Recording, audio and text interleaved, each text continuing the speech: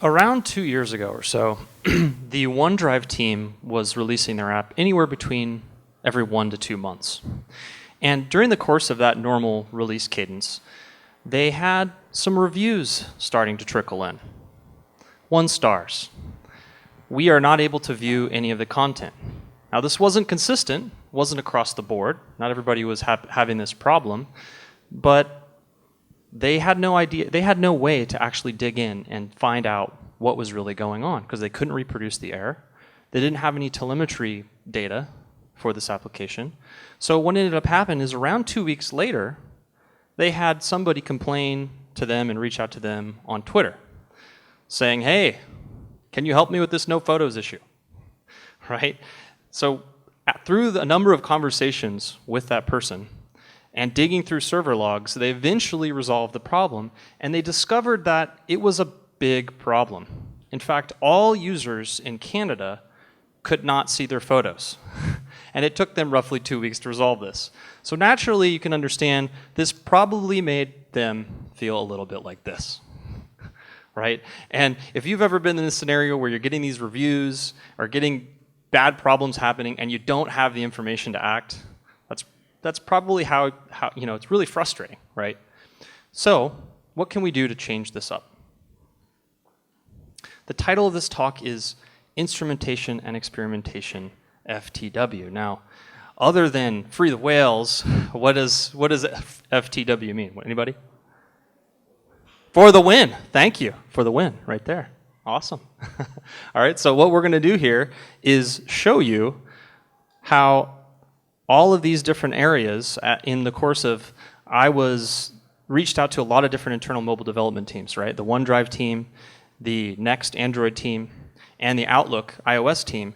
And I found that across these 5 areas, there were kind of common patterns of things that they were doing. Now, they might have been doing those things in slightly different ways, slightly different products, but I'm going to tell you lessons and results from implementing these things and how it solved their challenges. First up, the OneDrive team realized that, hey, we probably should have some kind of way to have direct feedback, right? Twitter, likely not the best way to wait on feedback, right? So having feedback inside the application is something that they enabled. And you could see here that they had the ability for people to include screenshots of what's going on. On the back end, there's a lot more happening. They implemented a product called Parature. And they implemented this not only for their iOS app, but across all of their different applications, right? For Windows and Android, they all submitted into this central console. Now that product also automatically gathers logs and data about whatever was going on or what's on that device as soon as the person submits that issue. It also gives them the ability to directly reach out to them via email because they now have their contact information as part of this process. The next team had a little bit more of a, I would say, painful story in direct app feedback. They thought, hey, direct app feedback, that's a great idea. We should go do that. So they said, let's put that instrument that into our app.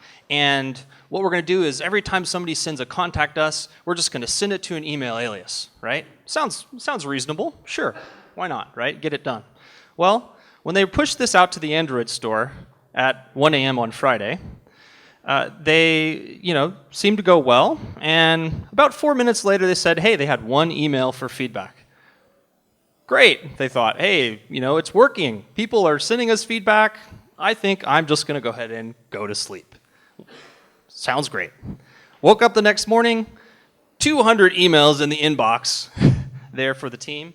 And that obviously started to raise a little bit of concerns. Are we getting spammed? Are there really 200 people emailing us wanting to provide feedback? Turns out that there really were 200 people roughly that submitted feedback through the app. And then it only kind of got worse, right? Around a day later, they're up to 2,000 emails through this contact us form, and naturally that doesn't really scale. You've got this full inbox of a whole ton of issues, and you're not going to really be able to fix a lot of that. You're going to have a lot of unhappy people who maybe haven't gotten contacted, and so forth. So what they did is they switched to a model where they still kept that feedback. I mean, obviously that's great. There's a lot of passion around the next app, but they needed a way to channel it. So today, and what they're doing now is they have user voice. It's a third-party product that is wired right into the app. So users submit their information that goes right into the user voice system, and they have the way to vote on existing features. So for instance, people can find that, oh, somebody else suggested that, and they can vote on it for features. Also, for even bugs and other things, they have a way to track that and interact with the user. And it's really great as well for users because when they actually complete a feature, the people who voted on those things can get notified and say, oh, wow, okay, great, you guys listened to my feedback, and I'm now happier with the app, right? The Outlook team, of course, also does direct app feedback, but they also do it in a slightly different way. Right within the app, you can go ahead and contact support. And one thing that's really minimal, but you'll notice across that black bar on the bottom, is that it's powered by a third-party product called HelpShift. With this, what they do is, what I did is actually did a support request recently for the app and just to see how it works. So I said, hey, test for mobile delivery days presentation, which we're doing right now, right? I submitted it, and then on the right-hand side, you can see within the app itself, about 45 minutes later, I got a response from somebody saying, hey, is there anything we can do? Can we help you out? Do we need to resolve something for you? Now, on the back end, that team had the log data, the information from what's going on the application already. So they were already pretty willingly prepared to do something to help out. Now, of course, for me, I just said, no thanks, but this is just for a presentation. But just to give you an idea of how they actually implemented this direct feedback. It's direct app feedback for the win. This naturally resulted in higher ratings because guess what? People who are able to interact, whether it's, let's say, on the negative side, that there's crashes or bad things happening, some of those folks, instead of just going 1 star, dumping the app and leaving, they say, well, maybe I'll try the contact us form and sending that out. And then if somebody reaches out, they resolve that, they can turn those people around into 4 or 5 star reviews that they were quick to respond. But it also works on the positive side too, right? Maybe they're not like, their app's not crashing, there's no problems, but they're like, I would really love it if something were to be there, right? A new feature, or maybe if something they're not doing right. Well, being able to have that quick contact, that now turns them around, makes them an extremely happy user, 5-star reviews. This is a common pattern that the teams have seen. Not only that, but it helps with better prioritization of features, right? Because now you're getting that user base in production who's giving you live feedback, and sometimes some of the things that you thought, maybe this isn't really that important, well, you're seeing trends, like more and more people are asking for a certain feature that you maybe didn't even think was that important, but it helps you to prioritize that and, right, potentially give you new ideas for things that you might want to implement in your product that you hadn't thought of before. Right? Solving problems aren't always crashes. Sometimes, you need somebody to help you figure those things out, and direct app feedback helps you with that. So some of the lessons here is, having a way to organize your feedback at the start. You don't want to get 2,000 emails in your inbox, right? And even if you get a small number, you really want a way to have the ability to track those things, make sure there's a way to follow up within your user base. The other thing that we found across these different teams is that having that centralized source for where all your feedback goes across different platforms can really be useful to help identify different types of problems or trends, right? Maybe there's a common feature that people are asking for on iOS and Android. Well, great, that's good to know, right? It could also be that maybe there's problems that are going on, and it might be a problem with the service, for instance. If you notice that people across Android and iOS are having problems in a certain area, that might help you to resolve those things a little bit quicker. Now, direct app feedback is great, but as we all know, people finding problems is the worst place you want to have happen, right? You would ideally love to find problems before they even hit the user's hands. And so if we go all the way back to the far end of the spectrum, it's like, what can teams do to actually resolve problems right up front, right from within development? And so one of the common patterns that we see is automatically doing builds, tests, and pushing those builds to the phones in combination with some form of deeper telemetry and instrumentation. And in this particular case, this is what the OneDrive team has done. they implement, they're using here, this is a screenshot of Visual Studio Team Services, which is our cloud service for doing a bunch of different things. But in this case, that automatically does the continuous integration for build and test of their iOS app, as well as doing a continuous deployment into a product we called Hockey App. Hockey App is there to push builds to users' phones. So this could be some of the people on the dev team, as well as potentially other users inside of the company. If they have this Hockey App installed, they can always get these latest builds. And this happens automatically through this process. And what they're doing is every night, this actually happens. So every night, people who are on this Hockey App get these builds. Now, Hockey App also does instrumentation, a deeper level of instrumentation as well. So to give you an idea of what actually happens here, there is, I want to switch gears to Outlook, who's also using Hockey App, but they're using it in production in this case. So just to give you an idea of the power of having this kind of data, I'll talk about a story that happened in the Outlook team. They, not too long ago, released a feature for IPv6 to support the IPv6 protocol with Outlook. And fairly quickly, because they're using this Hockey App instrumentation, they were able to identify that there were quite a few crashes coming.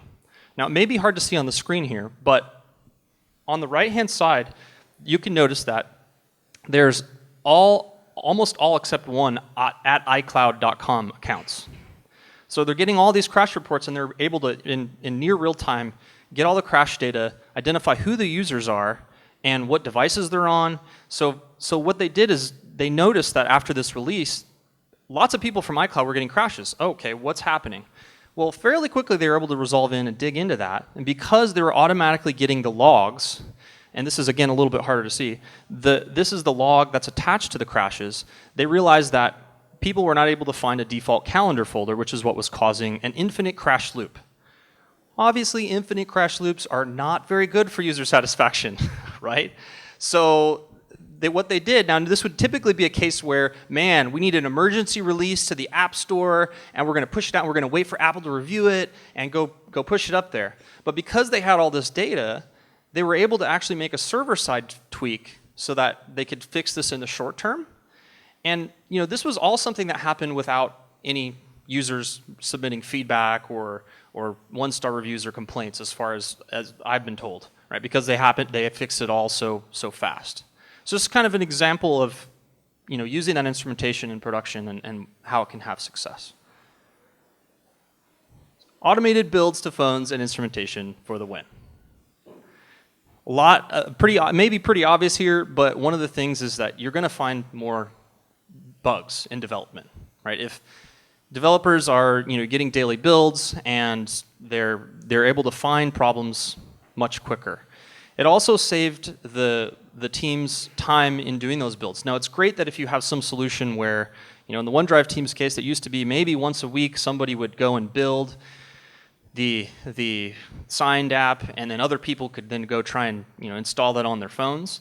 Well, this is just that was a bit of time, and it was only done every once a week because there's a time investment for that. Well, now that this whole system's automated, it changes the game with all the developers because it's just there, right? You have the daily build. You use the daily build on your phone as a person on the development team. That also started to change the culture a little bit too, right? Because all the devs now had access to the latest build of whatever feature that team was working on that really wasn't out there, and you started to have feature teams and other people starting to talk to each other more, and like, hey, well, I like this thing, or more dialogue was happening in testing than had been before.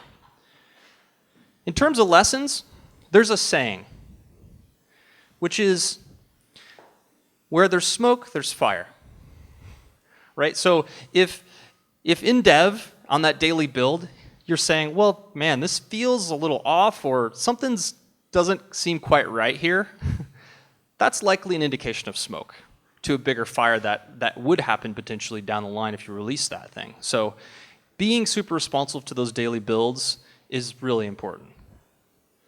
Of course, another thing is making sure that as many people as possible are using these early builds. I know that you all know that because we had the open talk yesterday about dog fooding and getting getting people. How do we do this? But I'll state that, of course, for our streaming and the rest of our audience here. The other thing is just having a balance in the frequency of updates. Now, for the OneDrive team, they're doing daily. Just for where they're at right now, that seemed like a good balance. You can do 3x3 or whatever, but how many people want to, get 3-4 builds, push their phones and updates all the time? There's that might turn people off and saying, well, I'm just not going to use it, right? I'm just not even going to open it, not going to use it because every time it's just going to, bother me to update, right? So just think about that in terms of your story. Now, naturally, this kind of richness in that data and that instrumentation wants you to get more, right? You want more of that. You say, that's great, we have this dev team, or maybe some of my internal corporate users, but you really need to go beyond that, right, to get real user feedback, and ideally get that user feedback before it's pushed into the App Store, right? And this is what, in this case, the OneDrive team does, as I've already talked about with Hockey App. But they also use test flight, and then in production, they use feature flags. So one of the things that they can do is, from the phone, as well as from the server side, implement feature flags. So people can, light up certain features, use them, they can get data, and if they realize that those features are performing, there's no bugs, they can, push those out to all of the users. So this provides a granular level of getting more and more feedback up until you do an actual release. The next team uses Google Alpha and Beta channels to scale their feedback in the Google Plus communities. So they have a lot of different interactions in those places. They also combine that with Azure Mobile Engagement telemetry data to get information from those early users on what's happening and what they're using. In particular, this is just one example, they also get real-time crash reporting, and they get the ability to do slicing and dicing and analyzation of all of their different crash data from people in different, let's say, countries. So in the instance of, let's say, the story we had at the beginning where all Canada users were having crash reports, they might have been able to see, wow, all these crashes are coming from Canada. We should probably figure out if it's a localization or some other kind of bug from that country. I'd point out these screenshots are from Captain, which was the acquisition we have. That's now Azure Mobile Engagement, just to be fair. Scaling feedback for the win. One of the big things here is that it's going to give you faster deployments and agility. The later in the life cycle that you find bugs, the slower things go. If you're, as you developers know that, hey, if there's a bug that happens and you find that within hours or minutes of after you've coded that, that's going to be really fast for you to fix that. If you wait 2 weeks, a month, however long that is till you find that bug in production, now you've got to interrupt what you're doing, task switch, go back, try and figure that thing out, and that prevents you from doing more development work, right? So this is great to help increase that, of course, quality and bugs in production, but at the higher level, really increase the agility and velocity. Some of the lessons with scaling feedback is just to make sure that you're getting all crash reports, not just the ones that come in occasionally from the app stores. The other thing is to make sure that you, with that, capture all the log reports to those crashes. Then, of course, don't release builds on Friday. I think that us all in the DevOps community know that's just not a general good thing to do, right? But I'll put it up there anyway. Okay, moving along, it's great that you've got information on, we've focused a lot on crashes and direct app feedback, but at a certain point, you're going to need to start collecting more data than that. And that more data, in this case, we're just going to label it telemetry. In this case, we had a problem where the Outlook team had implemented a feature where they were getting different disconnect codes. So they had found that they had the log data, but what they needed to do is that there was socket disconnects for people being disconnected from the network. And so what they did was through this internal tool, instrument the different error codes and gather that data so that they could resolve things. They found when they did this instrumentation for the different diagnostic codes that were happening, they actually discovered other problems as well inside of their organization.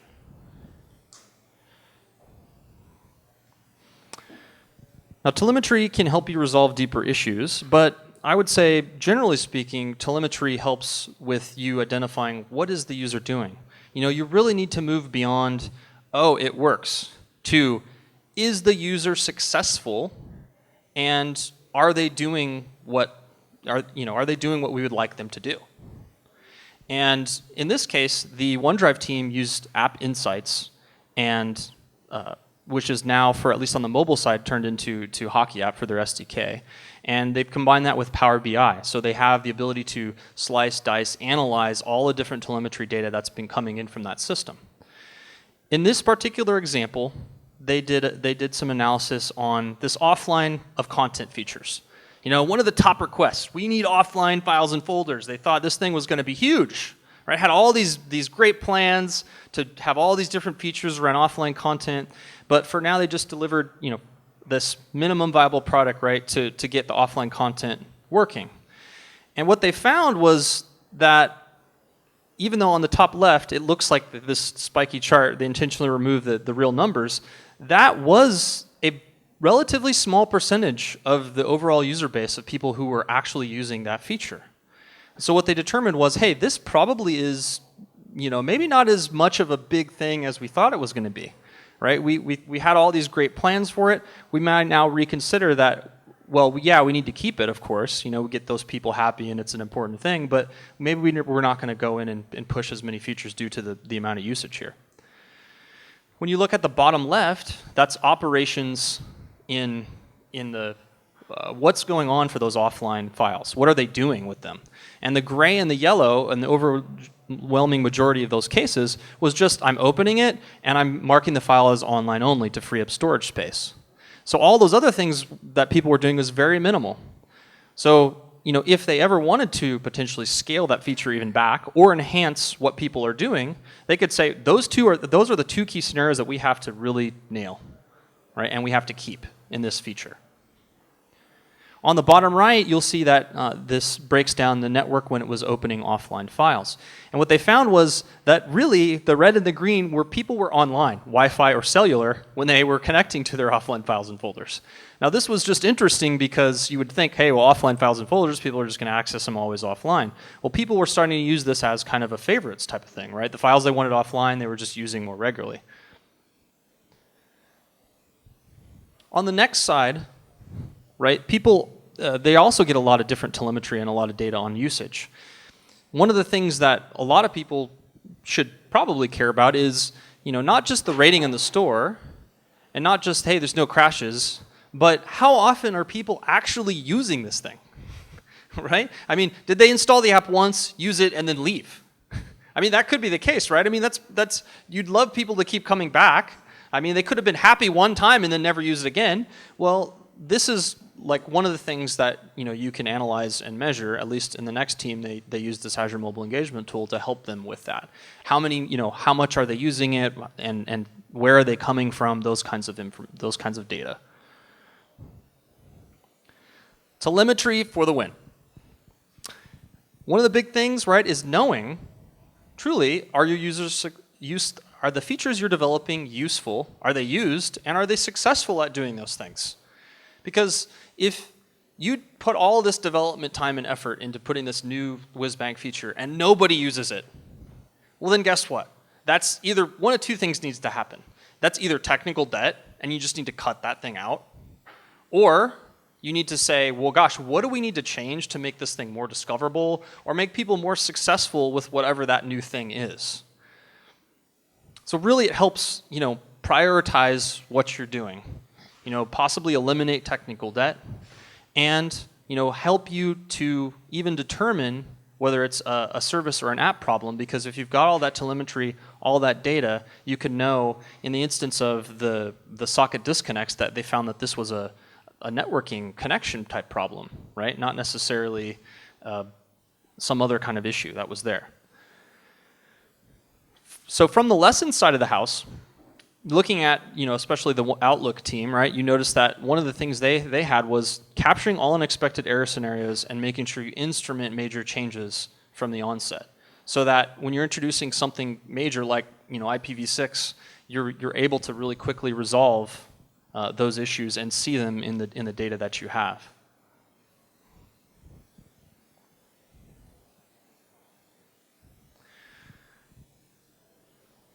Telemetry, user telemetry is great, and it gives you a great baseline of what are people using, what are people doing, where are they coming from, and giving you a deeper analysis of really what's going on.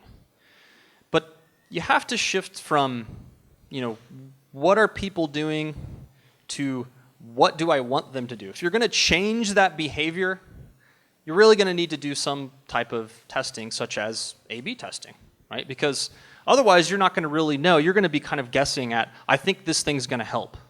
You're going to have arguments amongst developers or product managers saying, this is going to be the next most amazing thing, and you're not going to really know until you get the data behind it. So in this particular case, the OneDrive team had a hypothesis.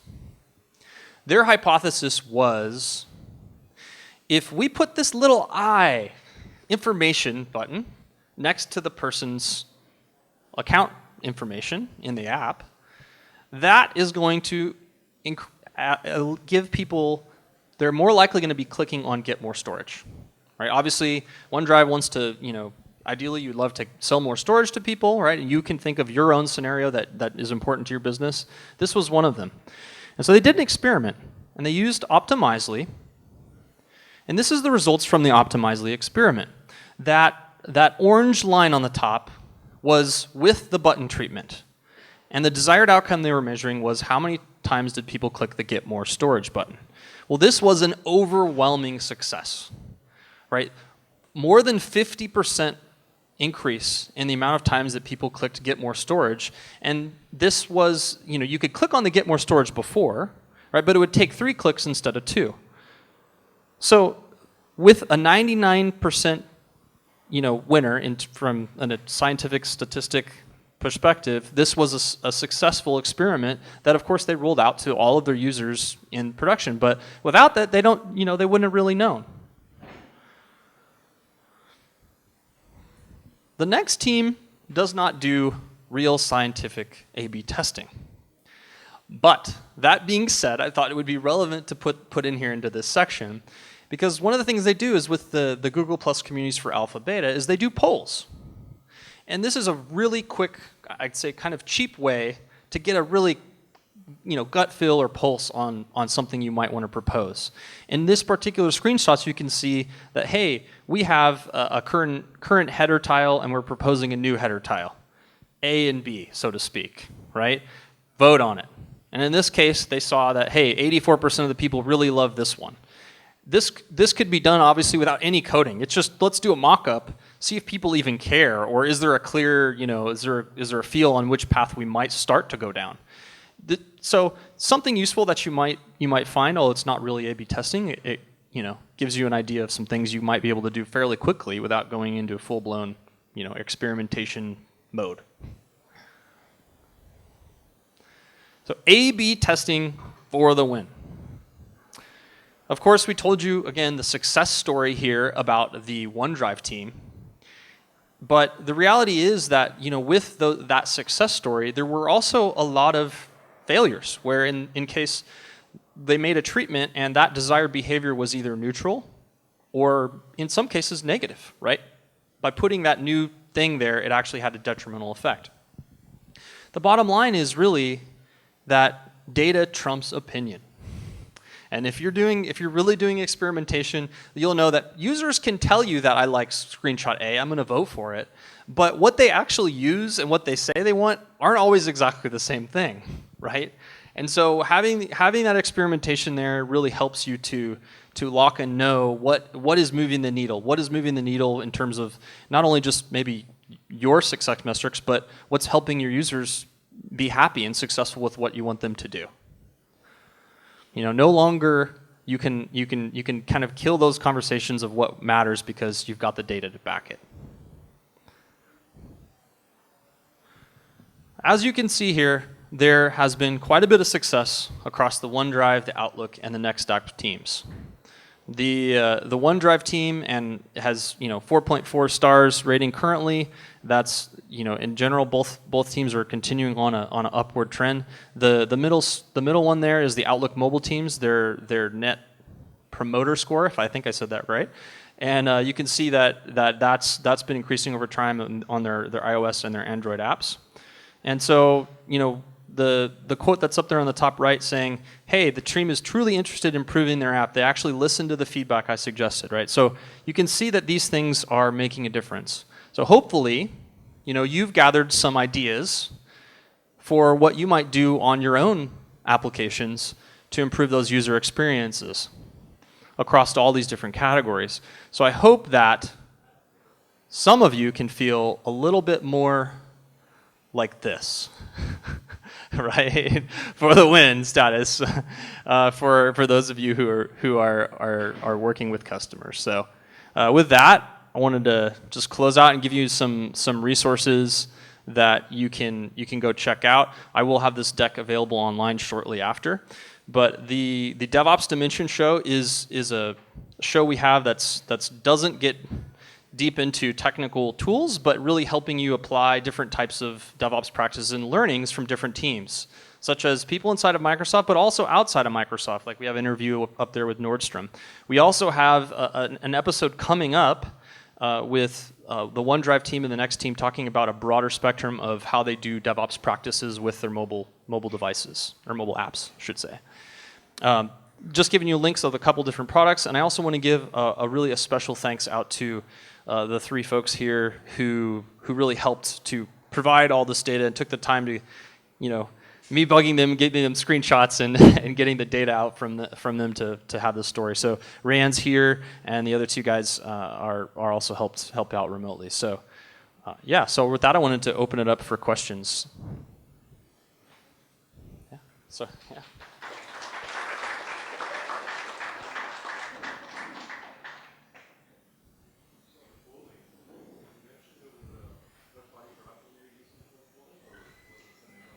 For which I'm sorry? Oh, the polling, yeah. So I think that was just using the Google Plus built-in polls for that one, yeah. Any other questions? Yeah. We'll go you. Okay, yeah.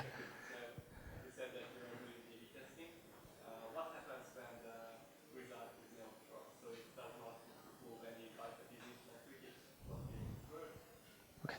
Sure.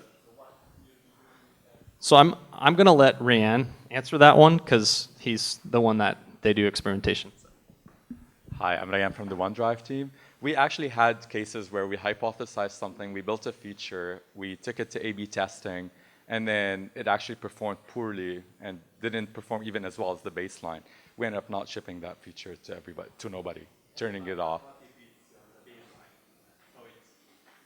So far, what we've seen is from the experience that we've done, most of them were either very positive or like very negative. If it is on the baseline, I would imagine we wouldn't even ship it because there's maintenance costs involved in adding new features, adding products. Unless it can prove that it can move a business metric significantly, we wouldn't ship it. You and then you. Go ahead. My question was going to be on the A/B testing, but just what kind of methods? I mean, just adding a new way to interface, and that was in test flight. So what is the Your A/B testing. Yep. So they use Optimizely, right? And that provides the ability to have true like experimentation between treatments. So that's how they did that. Does that answer your question? Okay. Yeah. If you want to dive deep, yeah, you can talk to him later. Okay. Go ahead.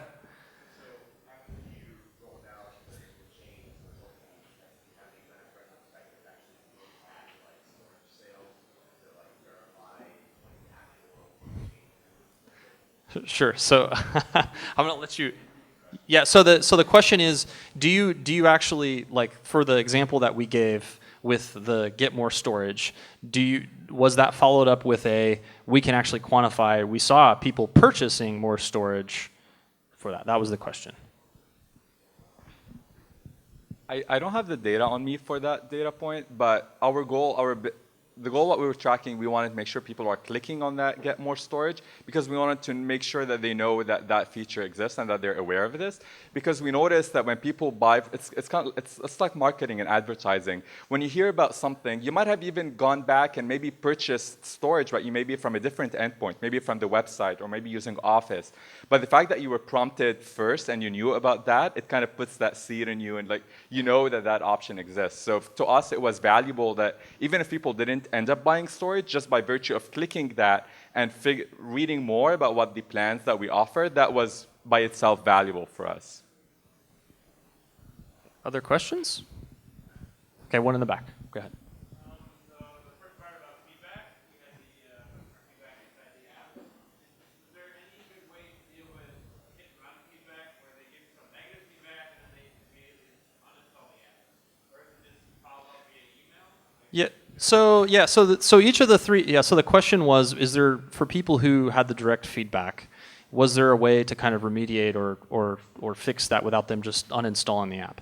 And it kind of depends on the scenario, and because in each of those three cases, that it was a little bit different, right? So in the one case there was user voice, the other case there's the parature, which is email only, and then there's the help shift, which is in-app feedback. So it kind of depends, but I guess in general I'd say that there are cases where people actually don't uninstall the app, they go for support and get it resolved, and then actually go and rate in the store 5 stars as opposed to just uninstalling, giving 1 star and being done with you. I mean, you can't fully control, right, what people do. I mean, it's possible that they have a crash and they just don't care about even contacting support, but at least they have that option, right?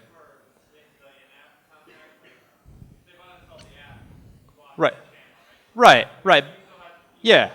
So, but I mean, if you don't have the support even in the app, and if it's not readily available and for them to access it, then you definitely that's what you're going to absolutely get, right? But making it easy, available right there inside the app, helps you to have another opportunity to turn them around. Yeah. Okay. Other questions?